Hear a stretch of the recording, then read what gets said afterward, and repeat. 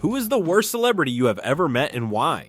I almost got in a bar fight with Danny Masterson because I cut him off. My coworkers were closing the bar, and I told him we could not legally serve anymore and we're trying to go home. He cussed out my bar back and I confronted him about it. He played the celebrity card on me and tried to intimidate me. His friends calmed him down and he did not do anything. This was back in 2017 before he was arrested, so seeing the scandal unfold later was icing on the cake because the way he talked to me and my staff was so entitled and immature. Forget him. Glad he is rotting in jail. I met him at a weed shop in LA once. We were the only 2 customers in there. The employee and I both looked at him and said, "Hey, you're from that 70s show." He said, "No, I'm not," yanked his weed from the employee and walked out. Apparently, not all stoners are chill, friendly people. These stories being about alcohol and weed are hilarious because a huge part of his rape case defense was that he did not use drugs ever. That was also a key theme in Ashton Kutcher's and Mila Kunis's character attestation letters that they sent to the judge requesting leniency. I got called to David Spade's room for a Wi-Fi issue once at around 3 a.m. When I told him he needed to wait for IT in the morning, he said, "I did not think you would be able to fix it. I figured they do not put their best and brightest on the graveyard shift." Dakota Fanning was bored out of her mind and looked like she wanted to be anywhere else when I interviewed her for a college newspaper. I felt like a slug. Kristen Stewart, on the other hand, despite her image in the press at the time, was so sweet and thoughtful in her answers and even told her publicist, who was trying to rush her along, to basically leave her alone while she continued to chat with me. She even remembered my name at the end and said it was great talking. I was smitten.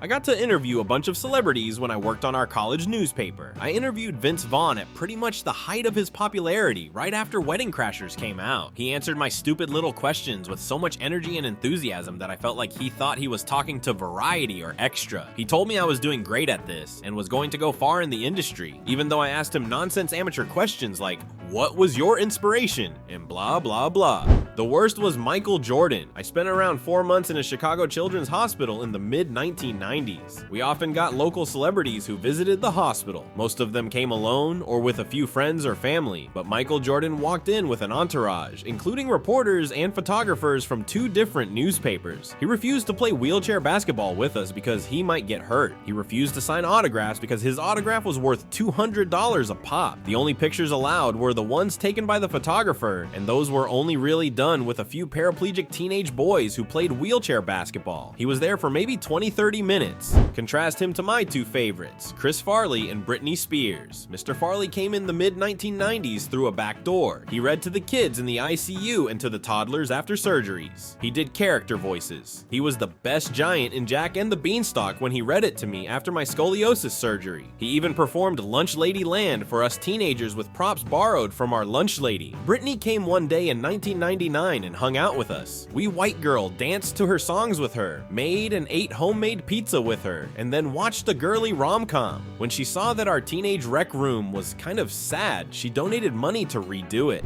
J-Lo is horrific. You are not allowed to look at her if she is shopping in your store, and she only communicates through her personal assistant. In measure of her talent, she is so disproportionately up her own ass, it is actually hilarious. This is so weird because who is she to say you're not allowed to do anything? I would stare her dead in the face. For real, she is just a human being who lives and breathes and gets diarrhea like the rest of us. I do not care how much money you have. There is no way I am listening to such a ludicrous demand. I would rather get fired than debase myself for Jennifer goddamn Lopez.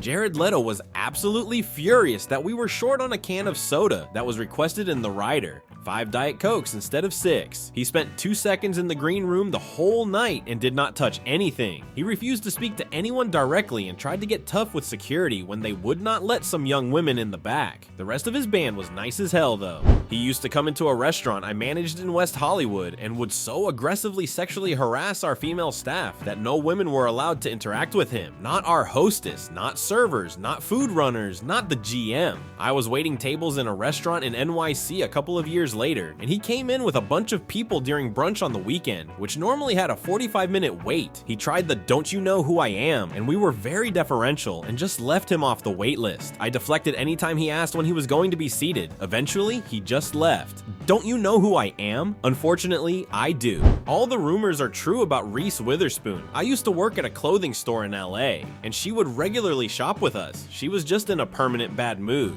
Snarky, rolling her eyes, giving dirty looks for absolutely absolutely no reason, even though we were all very kind and discreet. I met many celebrities working there, and that was my only bad experience. Not surprised at all. One does not ask, do you know who I am, if they are a decent human being, no matter how drunk they are. My uncle used to own a chain of theaters and hosted a few movie premieres. He said Kevin Costner was extremely rude to all employees and staff, while Jackie Chan was one of the most gracious people he had ever met. The Costner thing always surprised me. Pre-Big Bang Theory, I met Johnny Galecki at a Magic the Gathering weekly game at a small bookstore in the mall. Nobody recognized him. I did, since he was David on Roseanne, and I was cool enough not to bring it up. He liked Magic the Gathering, but did not have a deck. I offered him one of my extra decks, but as I was a poor 14-year-old, it was not amazing. He kept insulting it non-stop and was incredibly rude, like you were on a major TV show and I was a child. I was giving you a deck, not my main one, to be nice, and you tore it apart and kept insulting me for its stupidity. The fact that they later had a Magic the Gathering episode was salt in the wound. Thanks for watching. Check out our other stories, and don't forget to subscribe. More unbelievable stuff coming soon.